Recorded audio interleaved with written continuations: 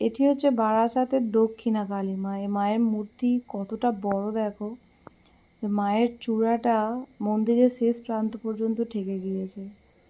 আর এখানে ঠাকুরমশাই তো উনি বাড়ি দিয়েই মালা পরাচ্ছেন, এতটাই বড় মূর্তি, সত্যি দেখার মতো। আমি যখন বারাসাতে যেতাম, বারাসাতে যাওয়াকালীন এই ভিডিওটা নিয়েছিলাম।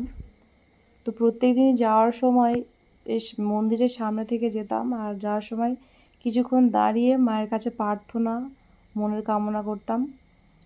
সত্যি মা জাগ্রত, অনেক দূর দূর থেকে সবাই পুজো দিতে আসে, ইচ্ছে জানায়, মনের ইচ্ছে। তো আমিও মনের কিছু ইচ্ছে জানিয়েছিলাম, সেটা আমার পূর্ণ হয়েছিল। আমি বিয়ের আগে ওখানে গিয়ে পুজো দিয়ে এসেছিলাম।